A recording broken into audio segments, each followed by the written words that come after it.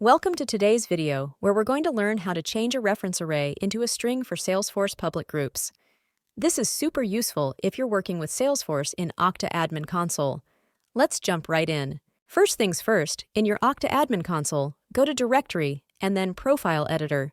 Here, search and click on Salesforce User. We're dealing with an attribute called public groups, which is a bit tricky because it's a reference array data type. Now, click on Mappings. Here's where it gets interesting. In the Salesforce to Okta User Mapping tab, if you see App User Public Groups as the default, you might face an error that says Invalid Value Data Type.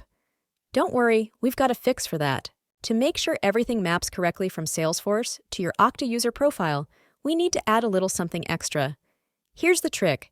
Just add an extra character to AppUser.PublicGroups. So you'll type AppUser.PublicGroups plus 2 quotation marks. This little addition changes the reference array into a string, and here it is, no more errors. A simple way to ensure your Salesforce public groups data maps perfectly in Okta. Thanks for watching. If you found this video helpful, please like and subscribe to us on YouTube.